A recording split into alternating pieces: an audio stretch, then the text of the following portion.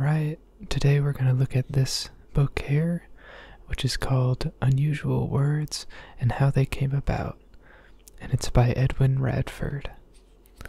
You can see the title on the spine, as well as the author's name again, and then the publishing house, which is Philosophical Library, and nothing on the back cover.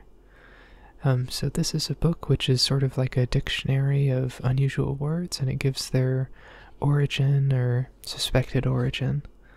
You can see there's not much wear on the pages. It's in pretty good condition. So let's open it up. Here we've got the brief title page and then the full title page. You can see this again. It says Unusual Words and How They Came About by Edwin Radford, published by the Philosophical Library in New York. And here we can see the copyright, which is 1946. And here's a brief dedication. It says, "To all those fortunate people who, like myself, find pleasure in sifting among the curious things in life." And then we have this preface.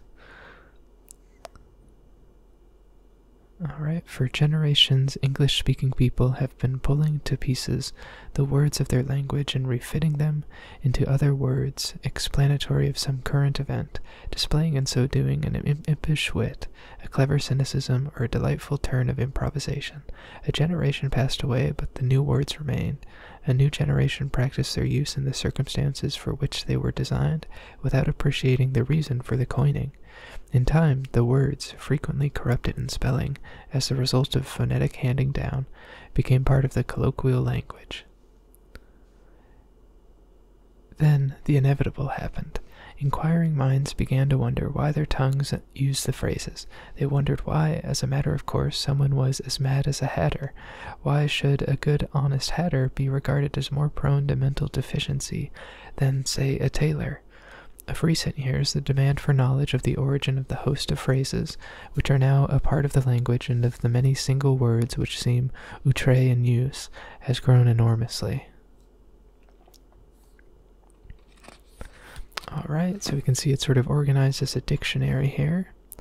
Here's the first word. Absquatulate, to run away, to leave, to abscond.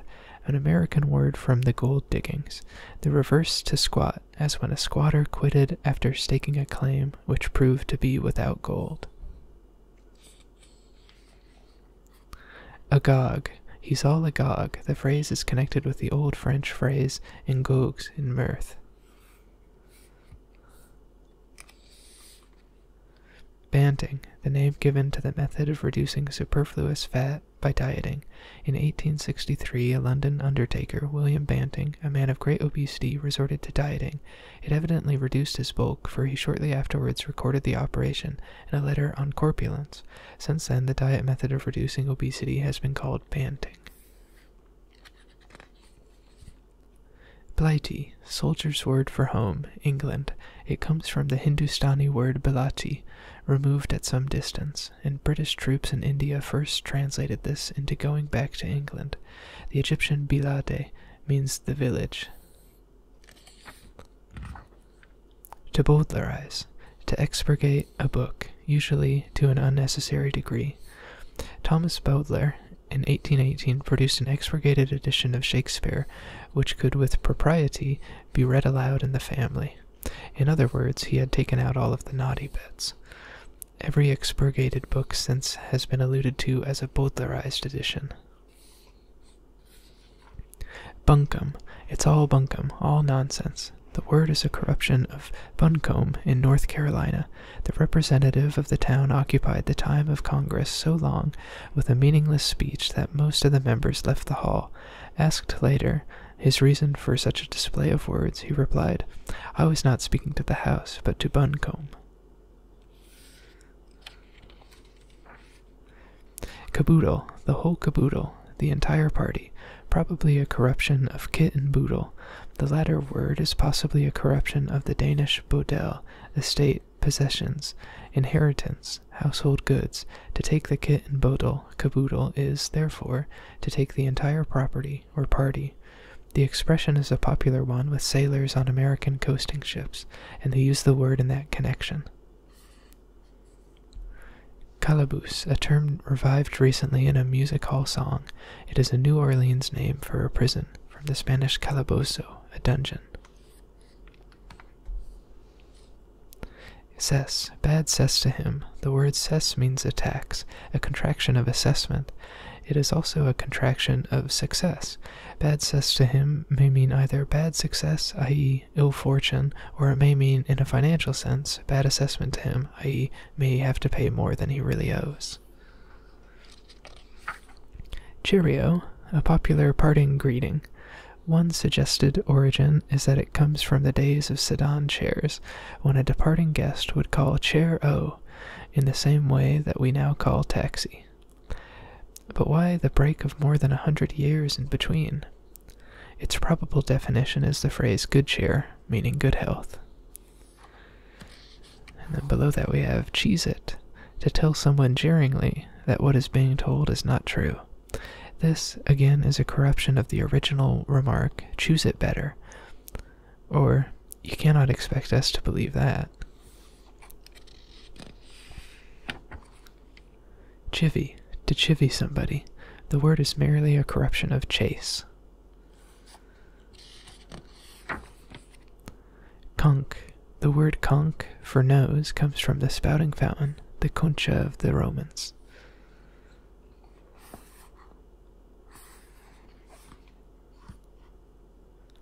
Coot. Bald as a coot. The coot's bill is straight and somewhat conical in shape. The base tends to push up the forehead, and there dilates, forming a remarkable bare patch. Dom. Don't care a damn.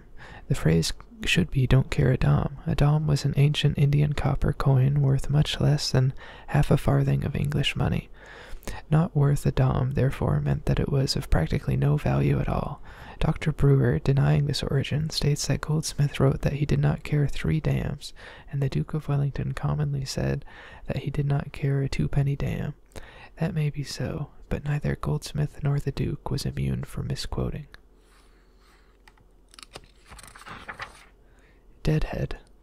The term applied to those people who, for various reasons, expect a seat in a theater or concert hall or any other performance without paying for it as an acknowledgment of services rendered or to be rendered. It is by no means as new as protests of theater managers would lead one to expect. In the Naples Museum, there can be seen, or at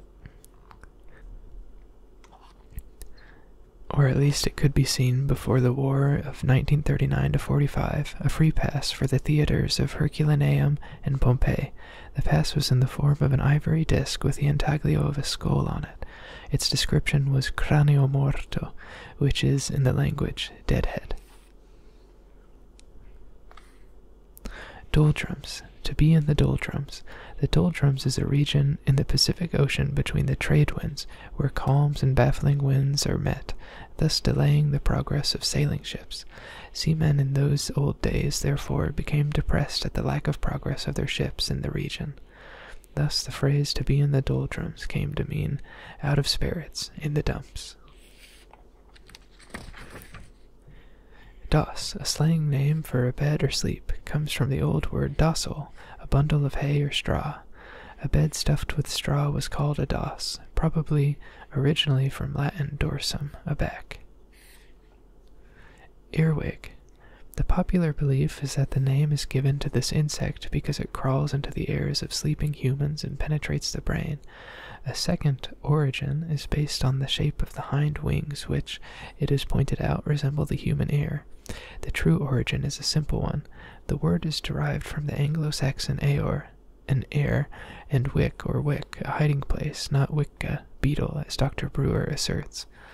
In Old English, the word ear meant an undeveloped flower bud, particularly of corn. The favorite hiding place of an earwig, as most people know, is in closely folded bud ears. This was perfectly well known in Old English times, which was the reason the insect was given the name of earwig.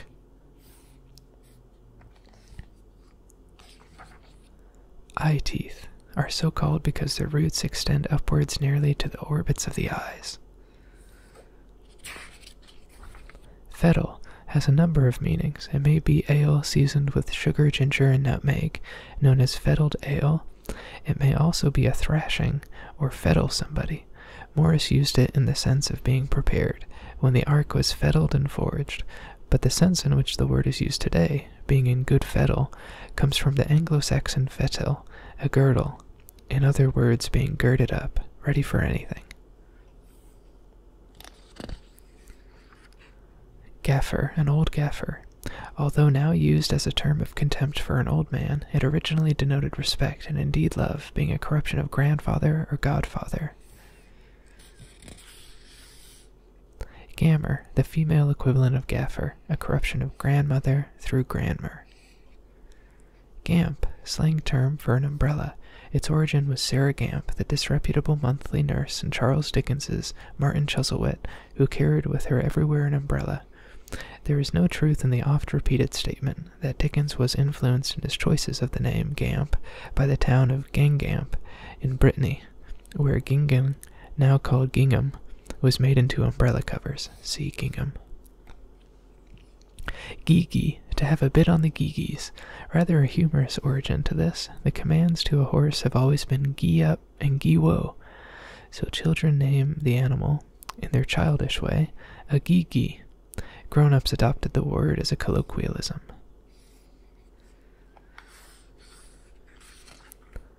Hipped. A person who is in the state of being hipped is in low spirits, suffering from a fit of the blues. The word was derived by corrupting the first syllable of hypochondria, which the Oxford Dictionary gives as a morbid state of causeless depression.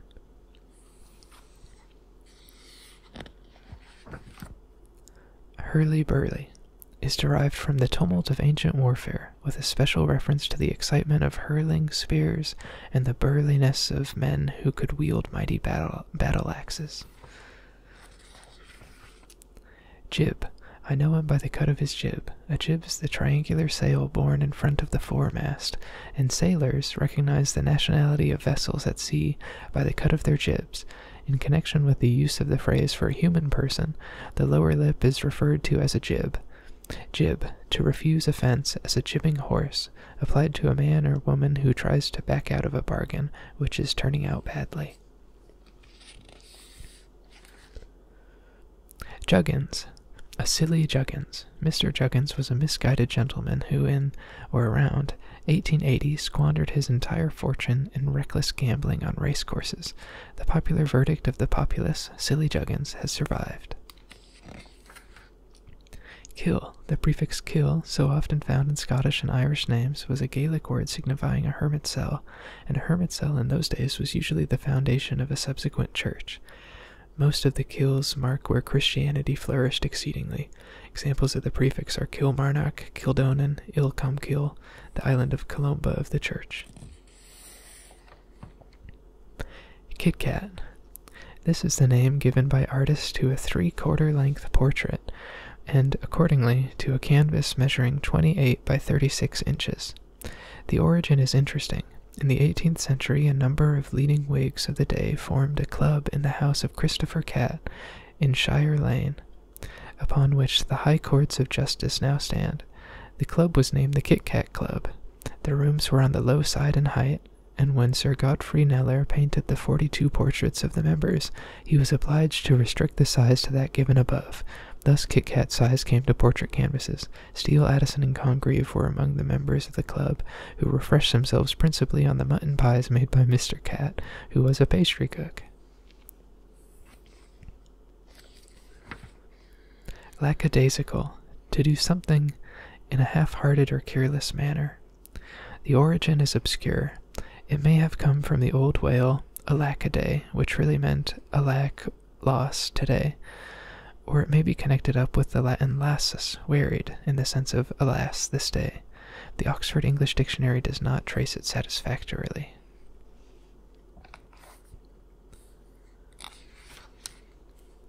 Larrikin. The word is used to describe a rowdy one who engages in rough play. Like Mrs. Harris, there ain't no sich word. It arose from a one-man corruption of the word larking. To lark, see lark above.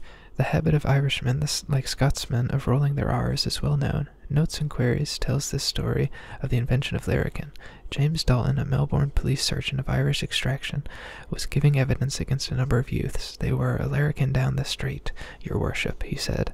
The bench, not understanding the rolling R's, asked for the word to be repeated. It was, and so often that it passed into a catchword and was soon applied universally to all rowdy youths. Laudanum. Opium gives as a rule a headache, but no such a headache as this word gave to those who first endeavored to trace its history. Laudanum, an extraction from the poppy, is not the laudanum of the Latin, ladon, and the Persian laudanum. This was a resinous substance which exuded from a shrub in Syria, much valued by the ancients for its healing properties. When opium was first brought to Europe from the East, it was thought from its appearance to be this gum, and was named laudanum. The name, though wrong, has never been changed. Laudanum is the name first given by Paracelsus to a quack elixir. He probably derived the name from laud, Latin praise, in relation to the cures which he claimed for it.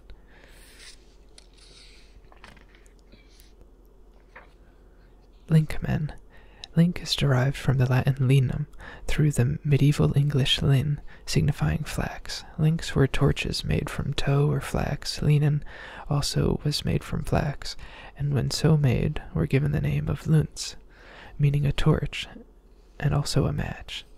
Links were in olden days the only illumination in London streets. A link man could be hired to lead a party through the streets during darkness. He went ahead with his flaming torch, or lunt, link.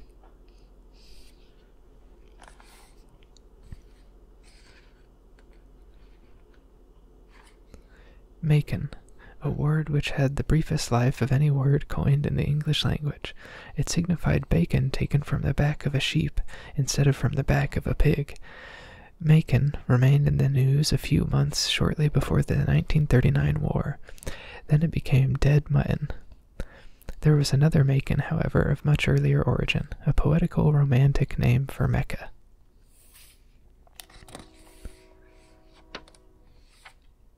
Mafficking, to celebrate with wild and extravagant rejoicing. During the South African War of 1889 to 1902, Mafficking was besieged by the Boers from 11th October 1899 to 18th May 1900. When the news of the relief of the town was received in London, scenes of uproarious rejoicing broke out. Such scenes have ever since been referred to as Mafficking. Mealy-mouthed comes from the Greek melamouthus, honey speech. In other words, sweetness in speech, in order to avoid giving offense or in order to obtain a favor. Nib is not a pen, it is the point of the pen. The invention of writing was ascribed by the ancient Egyptians to the god Thoth. He was the scribe of the gods and was typified on earth by the sacred bird, Ibis, and Ibis wrote mystic signs on the smooth mud of the river banks with his pointed beak. The word for beak was neb, which came easily to nib. Nincompoop, a fool, blockhead, or a ninny. Dr. Johnson gave its origin as a corruption of the Latin non compos mentis, but the Oxford English Dictionary contesting this states that such an origin does not agree with the earliest forms. It defines the origin as obscure. There is, however, an old Dutch word, poop, meaning a fool, which may have had some bearing on it. Nocent. This is a word which has now fallen into disuse, although we have kept its opposite, innocent. Nocent, from the Latin nocens, present particle of nocio, mean to hurt, and appears as such in the account of the trials of those concerned in the gunpowder treason plot. Pelf, slang term for money, usually referred to as filthy pelf. A more often used phrase is, however, filthy lucre. It comes from the old French pilfer. Our pilfer is taken from the same root, and both mean the same thing, pilfered or stolen gains. Quisling, name for a trader coined in April 1940, and means one who is content to accept the yoke of the conqueror for the sake of being given office, even against the feeling and expression of the conquered people, and prepared to use force against his own people to impose the conqueror's decrees. The Times was the first to incorporate the name as a common noun in the language by writing it with a small initial letter. The original Quisling was Major Vidkun Quisling, Norwegian officer and diplomat. For many months before the German invasion of Norway, Quisling, an ardent admirer of Nazism, had been preparing the way for the enemy. At the beginning of April 1940, he went to Berlin for his final instructions. On 9th April, 3 days after his return, Norway was invaded, and Quisling was appointed premier of the so-called national government set up by the Germans.